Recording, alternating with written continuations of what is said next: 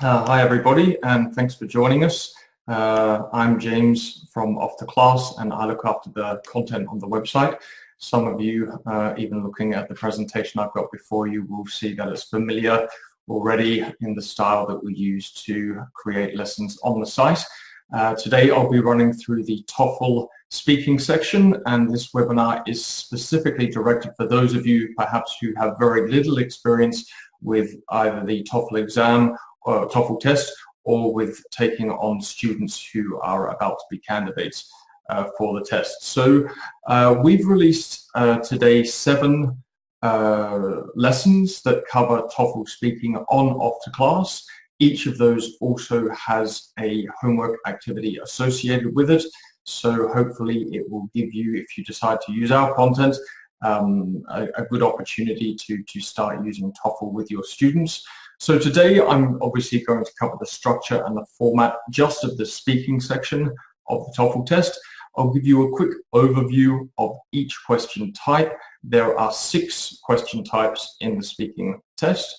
Also looking at a template that I believe is really important to use. Students should understand they should know how to identify each type of speaking question, and also the template that should be used for that question when taking notes. The good thing about the speaking exam is that the 6 questions always appear in the same order. So question 1 is always at the same type, followed by questions 2 through 6. So the templates are quite easy to learn, and that's a good thing to identify the question type and associate the template that goes with that. Looking at how a candidate's response is scored, this is equally as important for the student as for the teacher.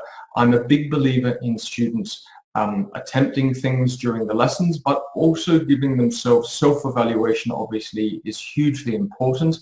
And so I think it's good that I'll run through that today about how students are actually scored, especially because a lot of non-native students feel that they are scored on intonation and accent, and that's not exactly correct when it comes to TOEFL or TOEFL and even the IELTS standardized tests. It's all about comprehensibility and understandability, and in fact accent and intonation play a very small part, provided that they don't hinder the scorer's understanding of the student's response. Lastly, a couple of tips for teaching the candidates that I've used when taking on students. Okay, so the speaking section is not actually the first section, it's the first in our series of webinars, but I'll be running through the other sections in the upcoming weeks. It actually appears after reading and listening, and before writing. For me, it's a little bit, the speaking section is the calm before the storm in TOEFL. It's the shortest part. It's usually the ones that students feel the most confident doing before the writing section, which unfortunately for some reason is always the one that students seem to get a little bit panicky about. But anyway, it's only a short section. It is 20 minutes, and as I mentioned previously, there are 6 questions. So those questions are also divided into 2 subgroups, if you like. The first 2 questions are independent questions, which means that the student simply sees the question and answers directly with no further input whatsoever. The integrated questions are not only a speaking question, but will require the response to be based on not only the question, but there'll be either a listening or a reading text for the student. So they'll be basing their response of the question relating back to text or a listening passage that they will have seen or read or listened to. So a good thing for students to understand with each question type is the preparation time that is associated with them. It is displayed on the screen when the students are undertaking it, but it is only between it's either 15, 20 or 30 seconds of preparation time, for which the response time is either 45 seconds or 60 seconds. I would reiterate as much as possible to your students, again, each question type is associated with, there's a template associated to each question type. There is also a preparation time and a response time.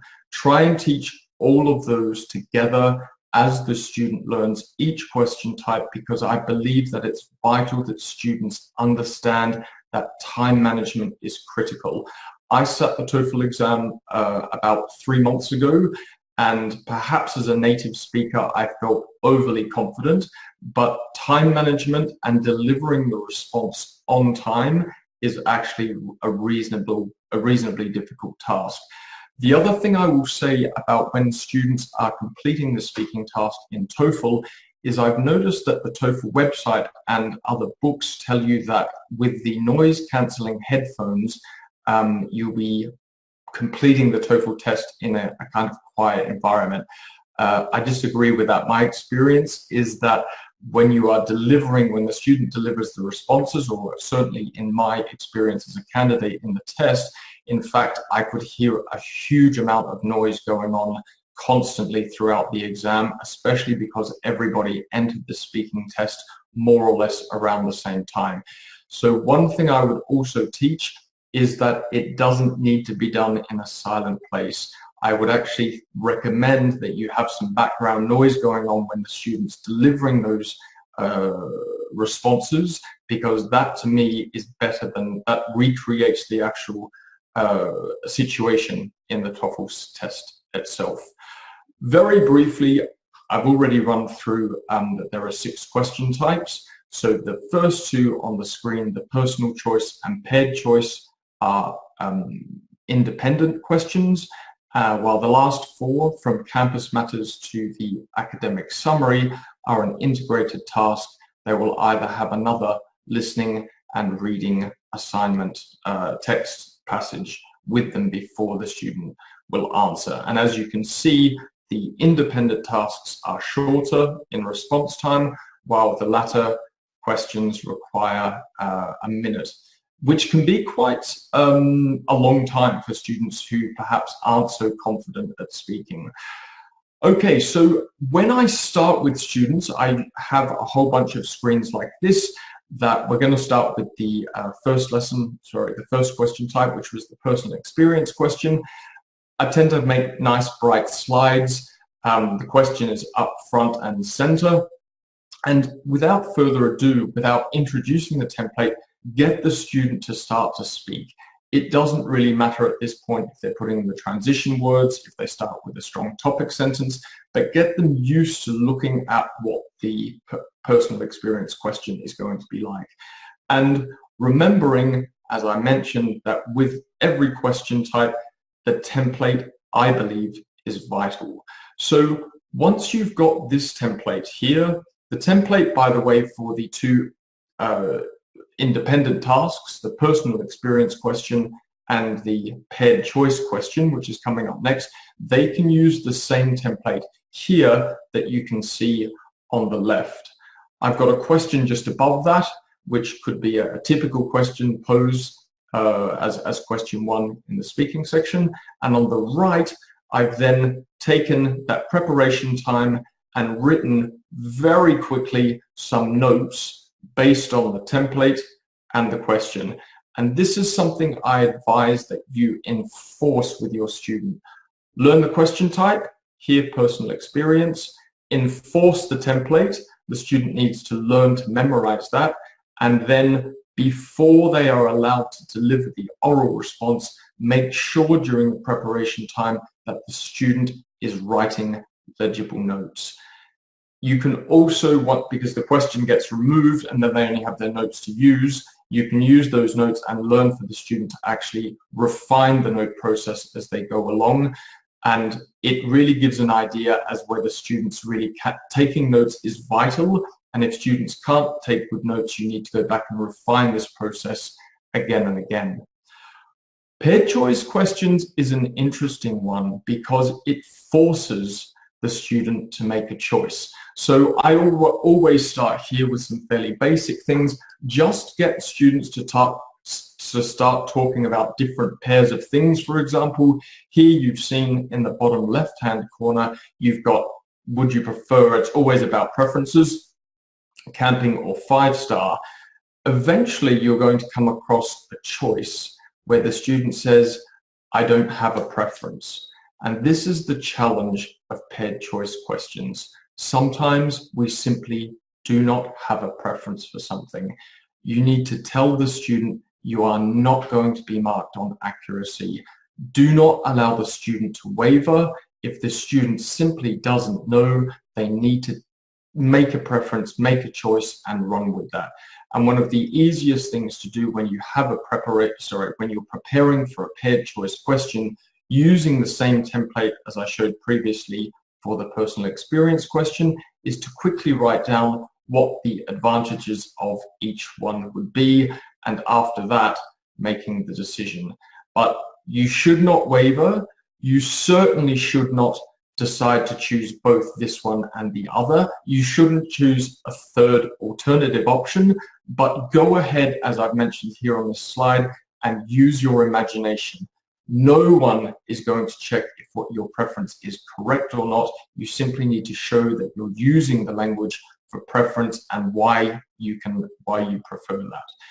Also be aware in both of these questions, in particular the personal experience question and the paired choice question, the student should be feeling relaxed enough to use everyday spoken English. These are not academic style responses, and while the scorers are looking for transition words, a topic sentence, and logical development of the topic, the student should feel comfortable using phrasal verbs and everyday language that we use in modern spoken English.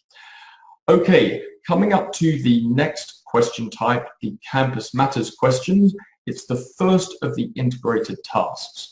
So what I tend to do here, most students sitting TOEFL will be somewhat familiar with being on a campus, but may not have had any real experience. Obviously, a lot of them are at the age group where they're well aware of what life might be like, and you need to get them to start thinking about and separating the issues on campus life that would affect their academic performance, and then just the everyday run-of-the-mill stuff that's to do with on-campus life. And this is what campus questions are about, and it's an unusual but interesting part of the TOEFL exam, is it's not really based on academic requirements. It's something they're making sure that the student has the language ability to get by on a daily basis on a North American campus. So you can talk about all of these things, make sure that the student has some familiarity with the services, the support services that exist to kind of support the academic life on a campus. What will happen here is in the Campus Matters questions, it is vital that the student takes notes, because in this particular one, they are going to receive there'll be an actual change. You're going to hear about that change, and the student needs to provide a point of view with supporting details. So what you'll have there is you're going to see a small announcement. There'll be a written announcement, and then they are going to have to provide, they're going to hear a conversation about that announcement, and they'll have to give reasons for it with the supporting details. So it's all about their ability to listen and then to regurgitate that back with transition and linking words. The following question is the academic reading and lecture. So in this one, there are two questions which makes TOEFL students a bit nervous, and both of them have academic in the title. This is one, the academic reading and lecture questions. However, the first thing that you need to tell students is you are not, when you see the academic reading and lecture questions and the academic summary question, which is the last in the speaking section, you are not expected to have a specific knowledge on the topic they are talking about. It is always an introductory style piece of writing or listening passage. And in this one, you will actually read a short text. Then you're going to listen to a short lecture, and you will need to actually summarize the text and the lecture together. So what you will find is actually in this particular question type, the text will perhaps show a theory with some points supporting that theory, and more often than not, in the listening passage, the professor who is delivering the lecture will take on those points about the theory in the in the reading passage, but will actually say something that disproves or shows disagreement with the theory. There's usually a lot of contrasting language. So it's important when the student takes this one down, the template will be what is the topic of the lecture in the text and the relationship. Now, then they will get the first key point from the text and the second key point from the text, but the remainder of the template, here the supporting detail from the lecture to support both of those points, will actually come from the listening passage. And as I mentioned, more often than not, the professor is going to say something that disagrees with what's been discovered in the written text. So again, when you're practicing these, just make the student very aware that the language used should be that for, say, somebody who's sitting in on a brand new topic for the first time. It avoids truly academic language. Okay, in the next one are the campus conversation questions, and these are a little bit like the campus matter questions, where again these questions are related to life on campus. So another thing that you would do is to start talking again about the different types of things. I've got some problems and issues below on this particular slide, which would affect your academic performance and which ones are supporting your academic life on campus. And you can talk about, a good way is to start listing all the types of things that can go wrong in student life. And on campus, who would you speak with about particular things? Who would you go to speak to about a housing issue, or if you've been absent for personal reasons from lectures for a particular amount of time? And you can start to imagine the conversations that would be taking place here. So in this particular question, again, it's an integrated question. You will base your entire spoken answer on an audio recording. You'll listen to two people. Generally, it's a student and either a professor, or in most cases, it will be an employee from the housing services on campus, or an employee at perhaps even the student cafeteria. The student might be looking for an employment if there's an employment office on campus. It's these kinds of things. So you will hear the conversation once. The conversations can last 90 seconds, although my feeling was the one that I actually had experience with in my TOEFL exam was it felt longer than 90 seconds. So I think they might go actually a little bit longer than that. You have a short time to respond because you will have been taking notes the entire way through, and then you need to provide your response to the question. So in these questions, there are always, they will state the problem. The student has a problem, or the man or the professor has a problem, the female student has a problem, and you need to find out the person's problem will, sorry, let me say that again. If the student goes to the housing office, for example, to discuss a problem, there will be at least two solutions that are provided. The response to this question will require you to have noted what the problem is, what the two proposed solutions are, and as the candidate in the test needs to decide which of these is better and why. So what they will need to do there is to have a good understanding of what the problem was, the two solutions again, and then you will need to say what both of those solutions are and why you prefer one over the other. So in a sense, it's a little like the paired choice question, because the student needs to make a decision between the two. They must choose one having advantages over the other decision. Again, it's not a question of wavering between the two of them. Okay, as I mentioned before, the other question that can make candidates a little bit nervous is the one about academic summaries. Just the word academic can make a few people feel anxious. But again, you can reiterate here that although they are academic topics, they are always written and delivered in a style for anybody to understand. An introductory lecture as an educated student going into a lecture hall for the first time. What you do need to understand in this is the relationships between the different things that are the ideas, to link the ideas, and this is where linking words and transition words that I'll speak about a little bit later come into handy. So here you have a reasonably long listening passage again. This time it will only be the one person who is talking, and there'll be a question on the screen that comes out after that. You will only have 20 seconds to prepare, and then you have to deliver a full response. And so the template used for this one is simply the topic of the lecture, the first key point and supporting details, and the second key point and supporting details. Even within that 90 seconds, the lecture itself won't contain hundreds of ideas. You're looking at one theory perhaps with a couple of supporting points. You will find that the lecturer will often paraphrase what they're saying, say the same thing in a different way, reword it slightly. So lots of that use. There may be some distractors in there as well, where the teacher actually, the professor will correct him or herself. So that's something for students obviously to look out for when doing the academic summary questions. As I mentioned in what we were going to cover, I think a really important thing is for students to self-evaluate. So one of the things I always do when I get a TOEFL student is to get them to talk about how they feel when they're speaking.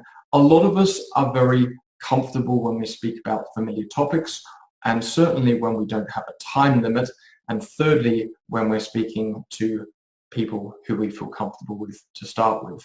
Now, TOEFL, obviously, you have a very strict time limit. You won't know what you're talking about until the question flashes on the screen.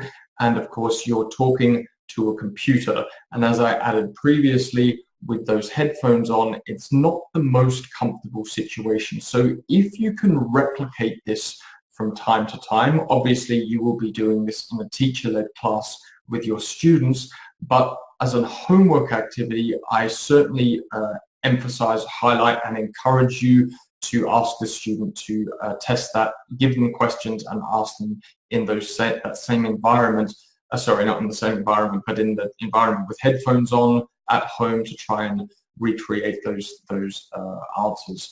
So obviously you can see here I've put on the biggest issues that students find with TOEFL is that the questions seem so broad. It's impossible to say everything in the time zone. There's not much time to prepare, and of course that they can't speak as fast or don't think they can speak as fast in the TOEFL question as they can the answer, as they can during the exit test. As the teacher, you should also attempt to record yourself with a few of the questions, because there are very few of us who really feel confident when we're put on the spot with a question and a time limit, and actually show the student how a programmed response like that is very different to natural speech. And I think as a teacher, it's very good experience and practice for yourself to listen to yourself answer the very same questions that we're expecting the students to do as well. It's a really good learning exercise. This is something that I share with students, that obviously you are recorded on the TOEFL IBT electronically, which is sent then to a human rater. There are 3 categories that they're looking at. Obviously the delivery, speaking too quickly or too slowly. There's probably an ideal speed, but we naturally have a propensity for one or the other. Mine is to speak too quickly, and even in TOEFL, I think my answers probably came out too fast. Using the entire time, this is probably a difficult one that you should pay attention to with your students. As you're doing different question types with your students during your learning program, make sure, again, as I said, they understand the template, the preparation time, but also the response time, and use a timer to get them down to deliver that response. Because through repetition, you will start to understand even though there's a timer clicking down in front of you on the screen during the exam, you start to get a feel for how much information at which speed you can really put into an exam, and it can be tough. I'll come back to do you speak in a manner because that relates a little bit to accent and intonation that students feel a little bit anxious about from time to time. So use of the language. Obviously you need to include appropriate vocabulary, but as I'll mention later, I don't think that your lessons for TOEFL are the place to be introducing new vocabulary. Students should be coming to you with already a high proficiency in English before you attempt taking them on for TOEFL, and the best way to learn vocabulary is simply to be reading widely, first of all, and then to be using that language later on in a task that will elicit, hopefully, the language. You do need to use sentences of varying length and complexity simply because that's what we do in spoken English. You don't have to speak like a textbook, and students should know that. Making grammar mistakes will work against you, but you can, of course, correct yourself, which is not a bad thing to do because we all do it in natural spoken English. Development of the topic. Again, students should be aware of this, but if your students use the template and you enforce the template for each question type, there's very little wiggle room for you to actually not use and not follow things in a logical order.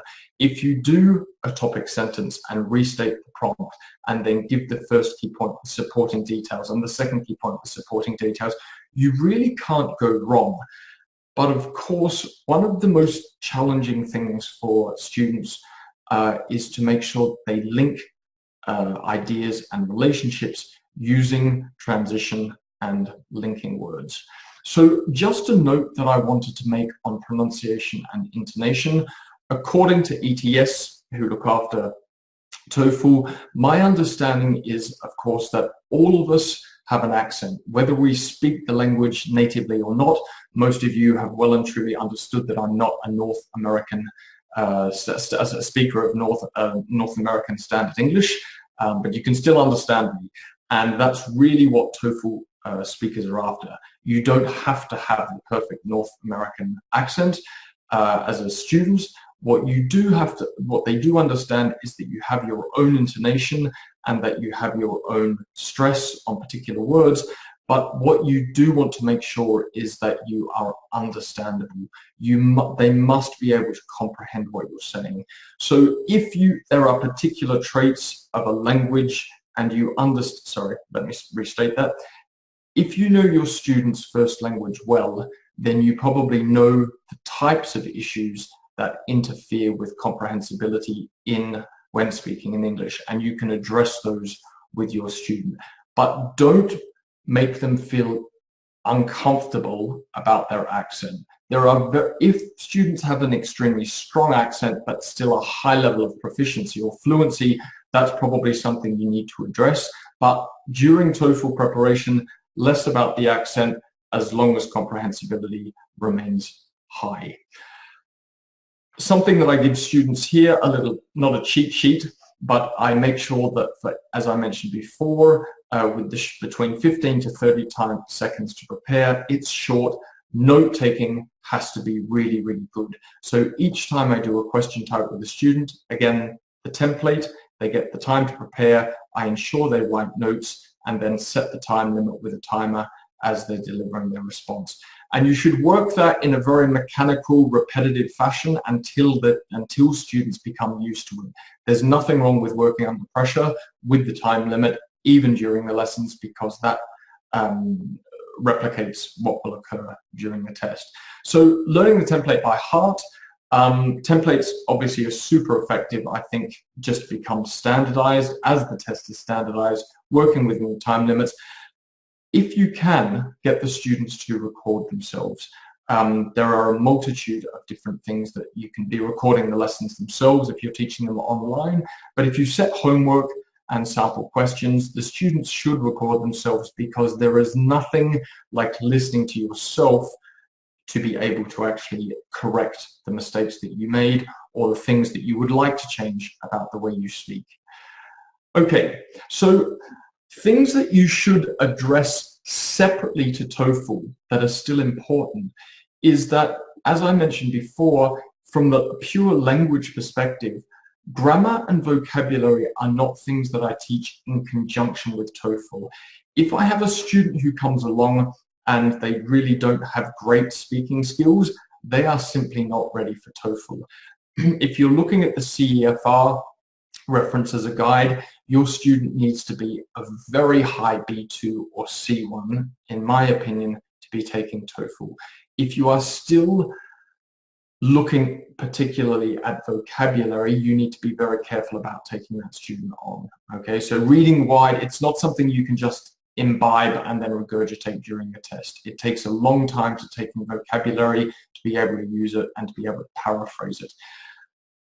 If you need to be teaching TOEFL at the same time as sort of like complex grammar and academic vocabulary, but I keep them separated, not specifically doing that during the lesson. That said, if there are complex terms that appear during the TOEFL test, there is a glossary that is provided. Either it appears on the screen or at the bottom of the reading text. So particularly difficult words or any technical jargon will appear for the students, and the definition will be clarified for them during the reading or listening passage itself.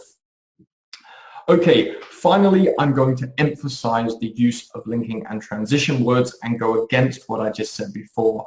Although I don't teach vocabulary if I'm going to take on a TOEFL student, I will make sure I review linking and transition words. These are vital. The scorers are looking for them, and there are a whole bunch that you can use to make yourself understood far better. Using the transition words like first, second, third to show sequence. You want to show contrast with conversely, conversely, and I can't think of, I can't think of it off the top of my head. We've actually got a series of linking and transition words, but this is the one area of language that they must use particularly well, and it really helps, excuse me, for the scorer to understand what the student's response. So lastly, a couple more TOEFL ones. I'll just review these. Insist that the student uses a template, and insist that they take written notes every time that you're doing this. Okay, try to keep to the allotted preparation and response times. I usually start off with more generous times and work down to it, but the reality is students do not have time, obviously, to be looking in a dictionary, nor should they be finding that exact word during the lesson, because it's just not going to happen during the test time itself.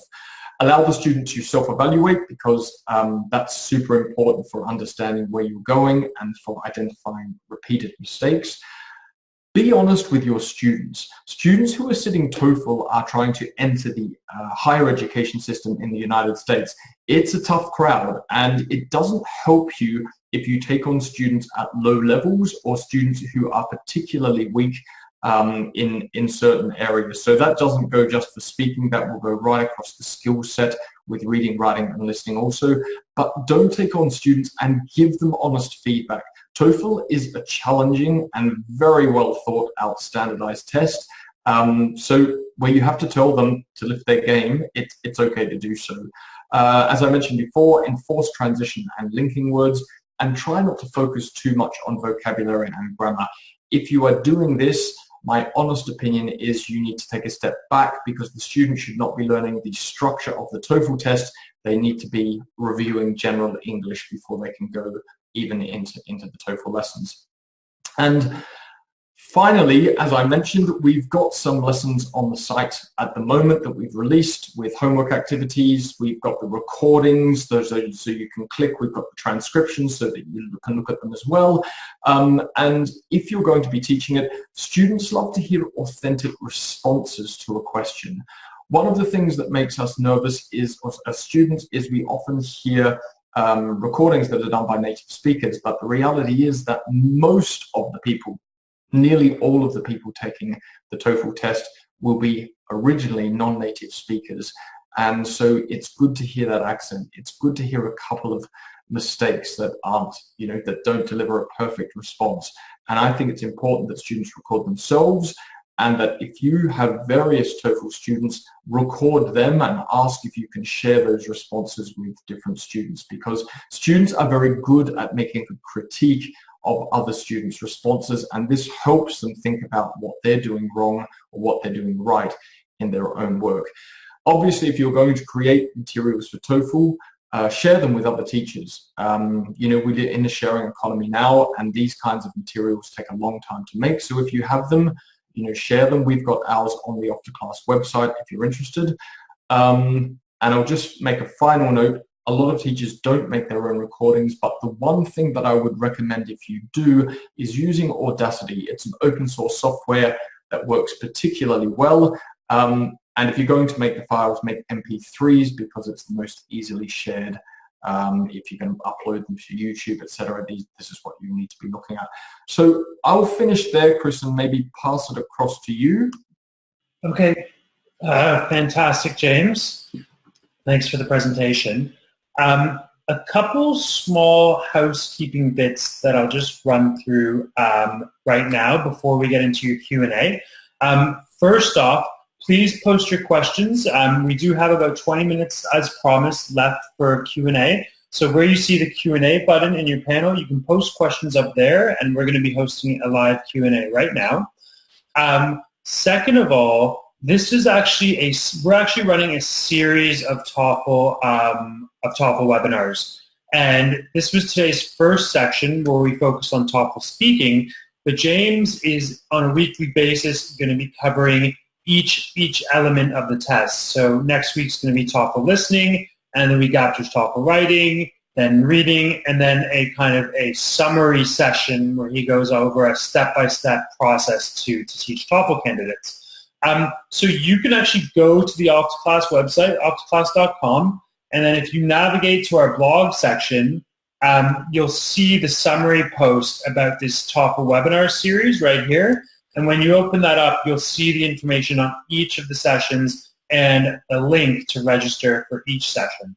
And even if you can't make the exact time, we do encourage you to sign up for whichever sessions you're interested in, because we will provide a recording of the session to everybody that signed up.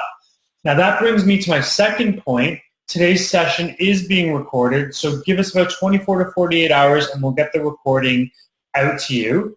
And finally, I just mentioned that I'm on off2class.com right now, and part of the reason we're running this TOEFL series is because with each session, so today was TOEFL speaking, it coincides with our release of our lessons that James was talking about, our TOEFL lessons. So if you navigate over to our lesson library, and just under IELTS, you'll see that we've got one section of TOEFL released, TOEFL speaking, which is what today's session was about. So certainly navigate over to off2class.com to take a look at the lessons that James has been referencing throughout today's session.